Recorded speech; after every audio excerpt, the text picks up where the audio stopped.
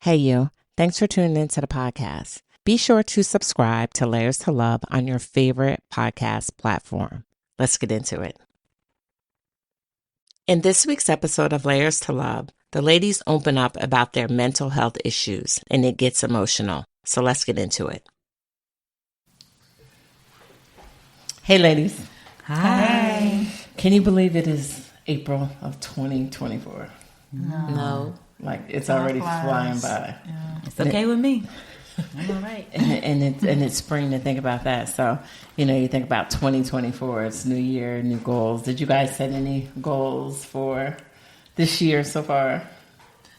Personally, I set a goal to lose weight. I don't necessarily have a weight goal, but I have a clothes and comfortable goal. Like I had gained weight and was just uncomfortable, and so now, from the beginning of the month to now, I've definitely lost weight, and it's evident. Okay. What about you, Karen? Yeah, I've made some goals. I gained some weight that I don't like, and so I'm working on getting it off, and I'm being successful at this point. Cool. Yeah. Same goals as I had before, but actually I'm getting somewhere this year. So weight loss and stuff like that. I think that's a common trend amongst women, just to have their fitness goals, just to be healthy, because we come out of the winter months and a lot of people don't have the discipline for you to wake up and go to the gym during that cold season. And I strive to make it a point. If you follow me on my fitness page, in the beginning of 2023, that's all I talked about.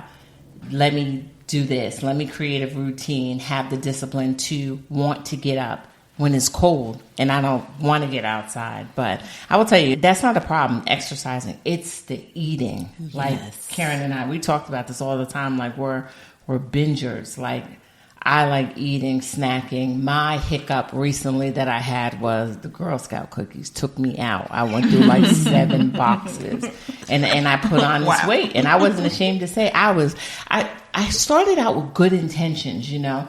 I looked at the box and I'm reading the serving size and I'm like, okay, I'm going to do 4. But I would take 4 and make like 4 stacks. So it like went left right there. And my trainer is just shout out to my trainer. My trainer's so dope. But he's like, yo. I'm doing it all. I'm not even gonna lie to you because I got to be accountable. Not only that, he follows me. Yeah. So I'm the caramel delights, the lemonades. Do you know lemonades are vegan? Yeah, but they got a lot of sugar. Well, what vegan stuff doesn't have a lot of sugar? Just because it doesn't mean it takes that out. Right. So that's why I'm working on losing the weight, but the primary focus is feeling good. And I find that processed food with gluten in it make me feel horrible. I was gonna say with the plant, I'm trying to go plant based, so not necessarily vegan, but just more so incorporating more fruits and vegetables. And outside of saying that, I'm just not talking about the goal anymore. Like I just don't want to talk about it because every time I do, I get caught up and then I'm like, oh, I wish I had finished and I could have done this and I could have done that. So instead of just talking about it, I'm just going to do it and stick to it. And I have talked to my sister-in-law about it and she was like, yeah, just do it. And then, she's very encouraging with stuff like that too, Cool. Shout out to the sister-in-law. What you Sister-in-law. I went on changed my diet and did juicing for 3 weeks, and just in a matter of 3 weeks, I lost 15 pounds. So, and it's been like evident. People have been like, "Oh, you look like you're losing weight." You know what I mean? So, definitely Diet's the biggest thing for me. Yeah, I've been telling her to take pictures, document her I don't progress. like taking pictures. Listen, I'm telling you, if you guys follow me on my fitness page, document your journey. It makes such a difference to go back looking at those pictures to see your personally. Like, it allows you to check your weight. It allows you to check, like, I'm putting on my pants and you're looking at yourself when you're taking a group selfie and you're like, yo, it's creeping up. It's getting out of control. And if you document the journey, then you can like, nope. I have a cap. I've always had a cap. In 2022, I was like 195. That was my highest weight ever, even after having Kamani. I think I was like 189 when I was carrying Kamani, but that was my cap. So when I seen, I was like, oh, I was creeping there. I'm hitting a 185, 186. I'll shut it down and then jump on it. And I do realize that it's not easy for everyone. It's not easy to say, okay, I can do this because we have hormones going into play.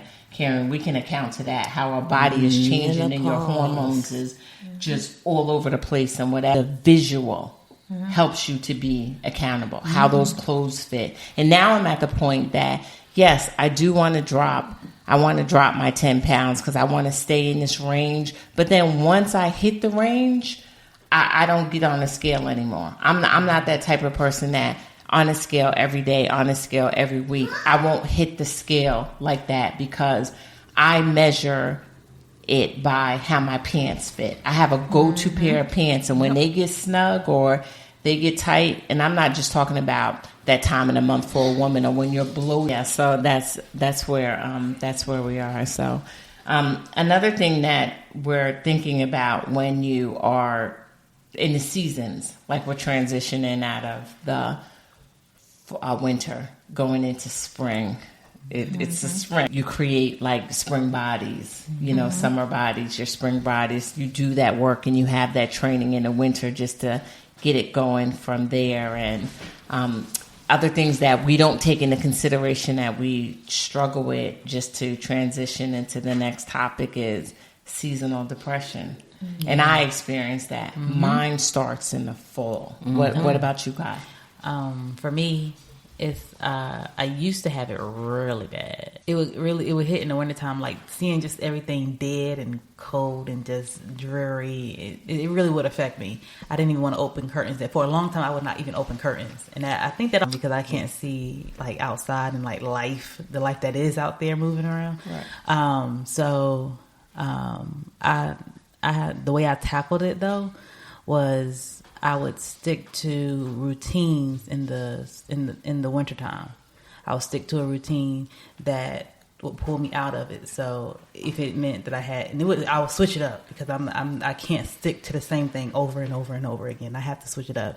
So sometimes it would be where I would read more, and I don't like to read, but I would read the Bible a little bit more, right. Or I would call more people because I needed to talk to somebody. But now I can be by myself a little more than before, and that's progress for me. That's awesome. Yeah. Mine's just not seasonal. I just have a depression period. It comes in waves, and especially it's triggered during the time.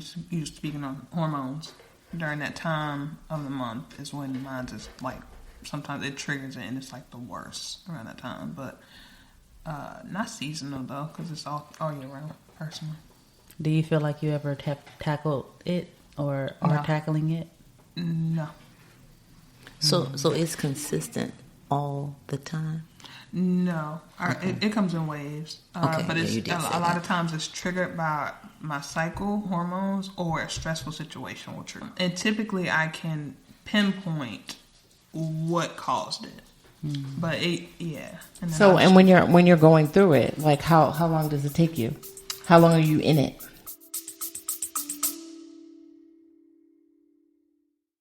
We're going to take a quick break. But did you know that Layers to Love is on IG? Why not follow and put a face to our voices and see the fun things that we do when we're not recording? That's Layers, 2, Love on IG.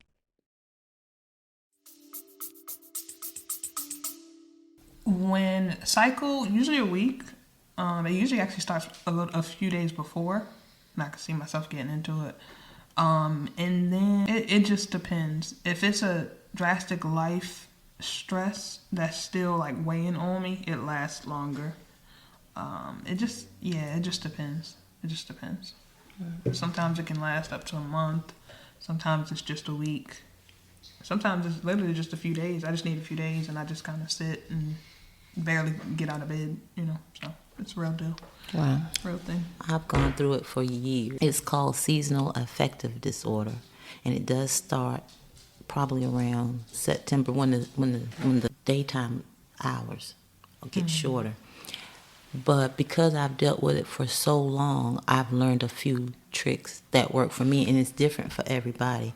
For instance, I take ashwagandha. I take it in waves. Like I may take it for 3 months and then stop, and then maybe again in 2 or 3 months start again.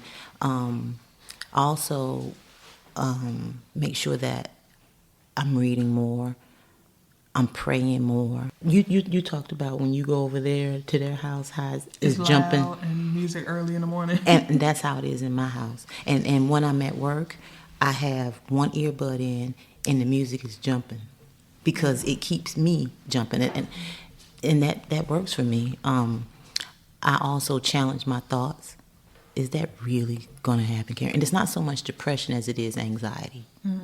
Worrying about what if. And I have to challenge those thoughts because it's not necessarily.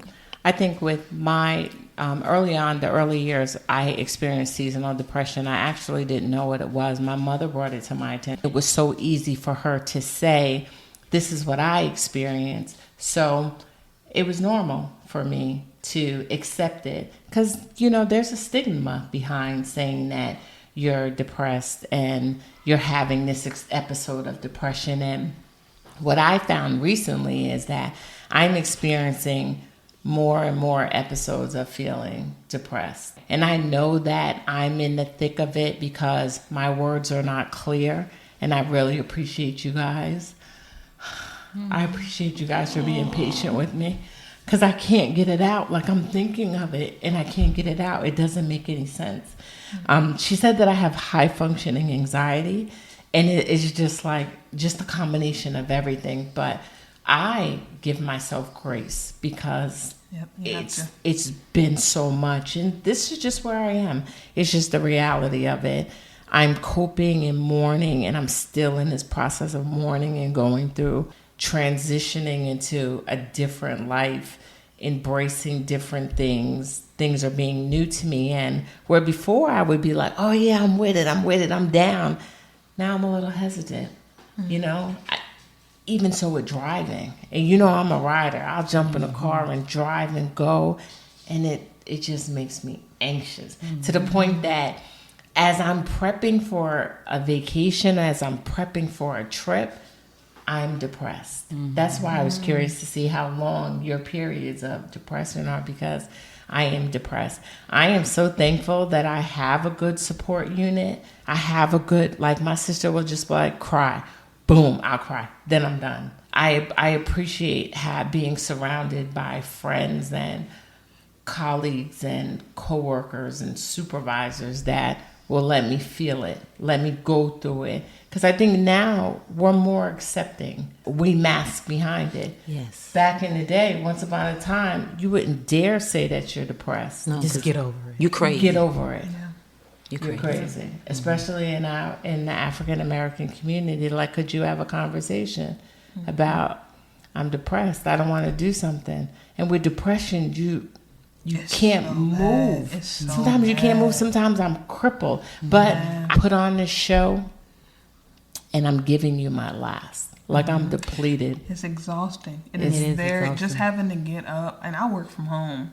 But when my depression hits and it's really, really bad, it is exhausting just getting up to even get to the desk, let alone, be there and aware for work. So and a lot of people, not a lot of people who do not have it don't quite understand sometimes. Right. And you're like, you can say I have a physical ailment or I'm physically sick and they understand. But a lot of people don't understand that mental health is a thing. It is a ailment. And I can tell you, so for me, I went through a really, a bad where I was feeling, I was just never feeling positive. I was thinking negative about everything. And I was just like, I don't even want to be here. I'm not excited about waking up in the morning. I'm not this. And I was, staying in my room a lot, things like that.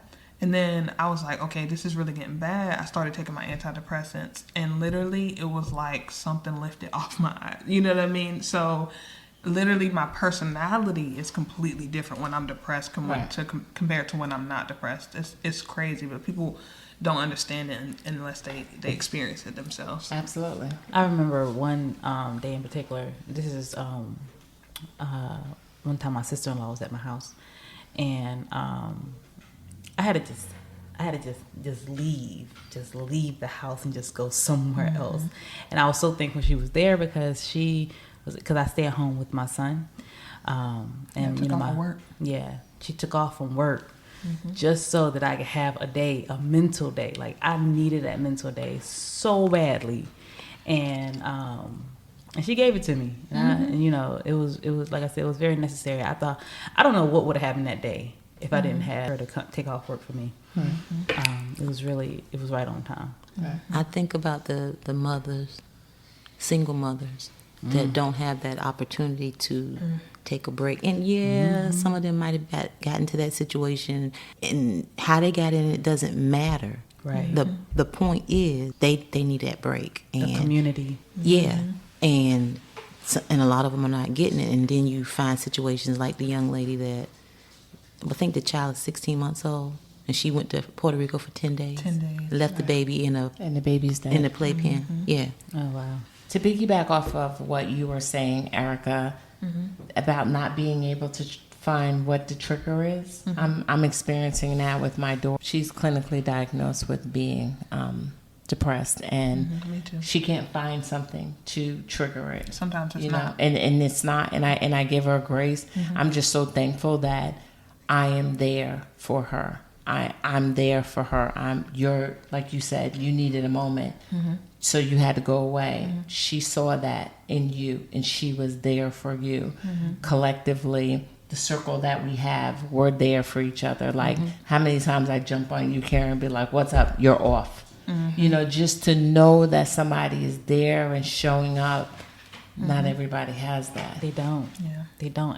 And I can see it. Like, people that I talk to,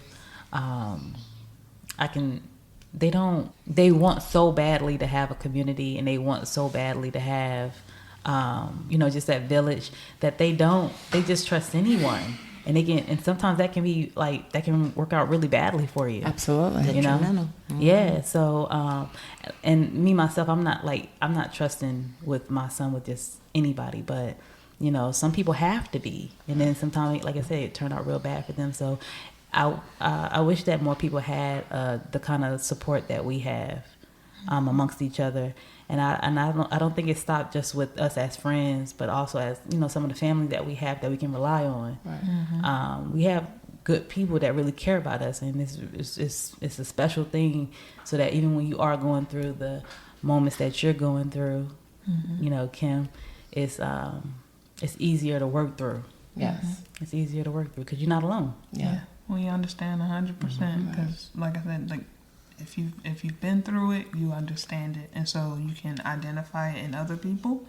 Sometimes, even with me, when I was in therapy, and she described, certain things about myself. Now I have the grace and understand. I have the grace for myself, but I also have it for other people a little bit more because I'm like, I understand what that. Maybe she said something, like somebody said something wrong. It's like maybe she's depressed at the moment, or maybe she, you never know how that person day was before they came in contact with you. So I try to keep that in mind whenever I'm dealing with people. It's crazy that you had mentioned that. Just bring that point, like. You don't know what a person is going through. So sometimes they may act out of character, they may lash out, and you just, you nasty. You being nasty. You don't know what a person is going through. Right. And it's not intentional, where once upon a time I would be a little bit sensitive to how someone responded to me, or they lash out. But now I get it. I get it. Even to the point that I'm conscious of it. If somebody, I appreciate you showing me the gesture of stroking my arm when I was crying, having my moment. But I used to go in and embrace somebody. I don't do that. You know why I don't do it? 'Cause we ain't Because all it the same. stops it. Immediately she touched me and I turned it off. Because to me, I take it as you got to get it together. So, you know, sometimes when somebody hugs you, you know, you just like fall apart, and maybe they don't want to fall apart in that moment. They just don't want to do it publicly. I have lost it. So I'm mindful of that. And I'll ask, like, can I hug you? And I do too. some people will be like, no. That'll be my answer. No, and I had said that one time, the power in your words. Can I hug you? I was like, nope, you're going to make it worse. Like after my dad died, when we were doing song, and I saw one of the sisters, I love her to death. I beelined from her because I knew if she came and hugged me, I would melt. I would lose it. I wasn't ready for it. When I came back to the meeting a couple of days later, I needed it from her. So I went directly to her.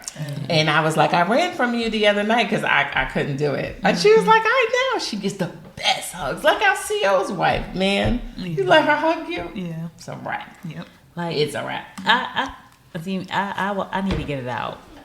I need to get out because I went so long just holding feelings in. I don't know if we're still talking about you know just depression, but now we're talking about feelings. It feels like, but I need to get it out. I need to be hugged. Right. You know what I mean? So, and I need to get it out too. My sister tells me to get it out, but I'm also mindful where I lose it at. Because sometimes when I get it out, I can't get it back. I can't pull it back in. I do the ugly cry. My lash came off. Like the lashes on the chin. I never have any glue on me. So, you know, sometimes in a closed space, I get what you're saying, though. Yeah, in a closed space, I'll pull you in the bathroom and if I'll let it out then. But sometimes publicly, I can't let it out because I still have to move on. I still have to Get go through to the rest of work. the I day. still have to get through the rest of the day. I still have to function. So that's what I meant.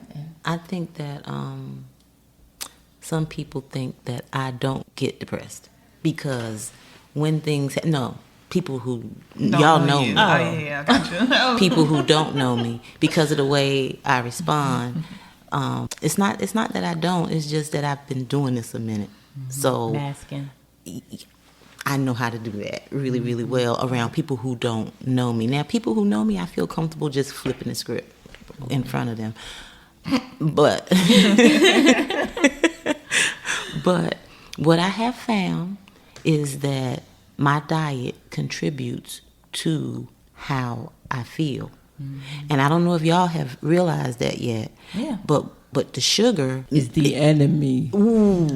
it contributes to your emotions, your hormones. It contributes to that.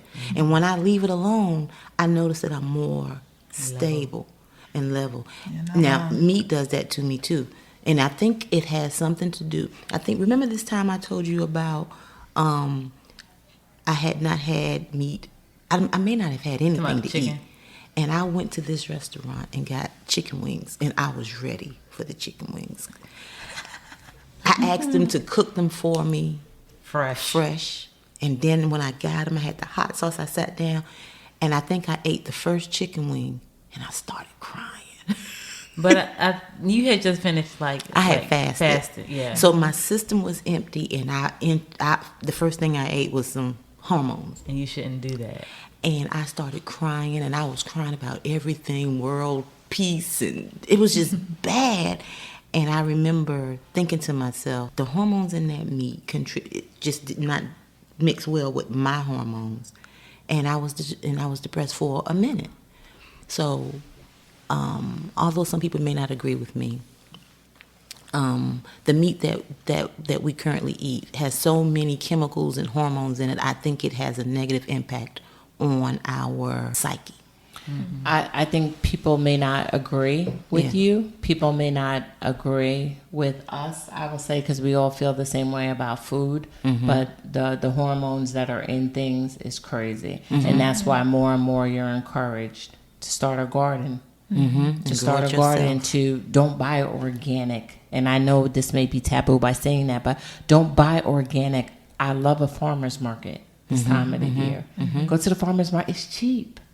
It's cheap. Not only that, like nowadays, the farmers market, they take EBT. Some of the things take EBT. Like you get your stuff with your food stamps. Like so many things to make you healthy, to get you out of the funk and get you out of the rut. And I just feel like food, I feel like diet and exercise plays a role in that. And just a number of things that we have to do to transition out of that. And in the season, like now that it's spring, how do you feel? Like with it being April, how are you feeling mentally? I feel peachy.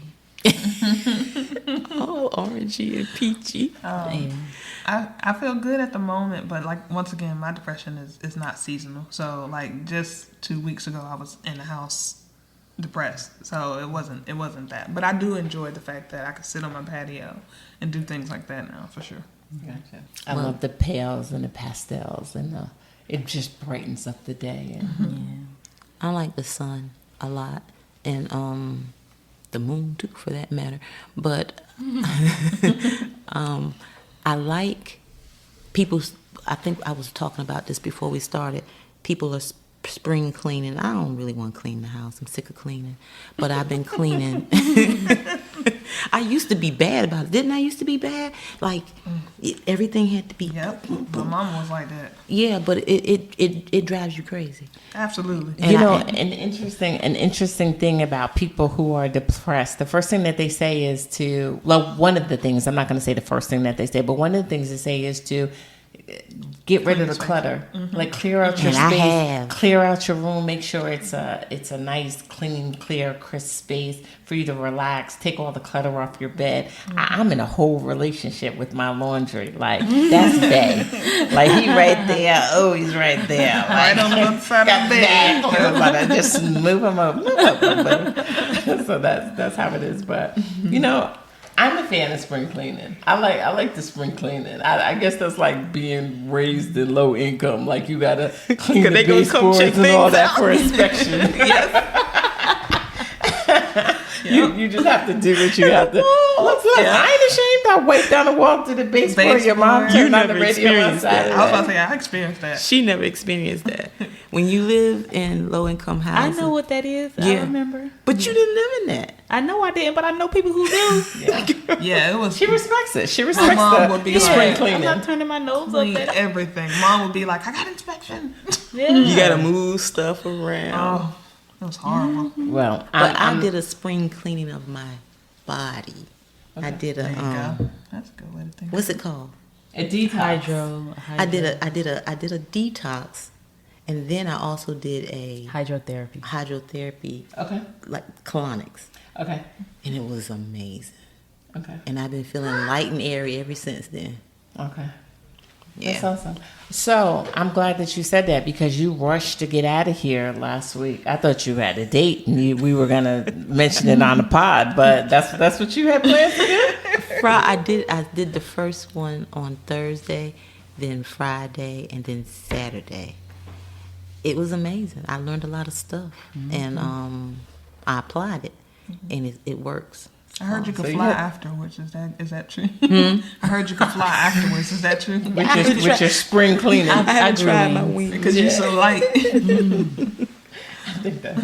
I think that's awesome. So, with that being said, I would like to give a shout out to Mr. Mackay that you guys had met previously. He's been here the whole time that we are recording. This kid is absolutely phenomenal, and I loved him. You'll hear in a previous episode that I had mentioned one day I was just going through it after my dad had passed away, and he walked up to me and he touched me like this kid is amazing. You'll meet more of Mr. Mackay if his mother allows course. him to. Okay. I do love that y'all love my baby. allows us Right, to. if he allows it, right? He's pretty like, dope. I'm uncomfortable. or Pretty I'm dope. comfortable. So I love that you love my baby. by yeah, the way. that's my baby. I feel a special way for him. You know I care for him because he renamed my dog. My dog's name is Bailey. He calls him Fred. Fred, come here, Fred. Fred. Thanks for being here, ladies. Bye. Bye. Hey, you. Thanks for tuning into the podcast. If you've been inspired by today's episode and want to hear more, be sure to subscribe to Layers to Love on your favorite podcast platform. Since we are in the early stages of Layers to Love, we would appreciate it if you would share the podcast with your friends and family. Just simply click the episode and send it, which can help us reach more listeners and build a supportive community. Until the next episode, take care.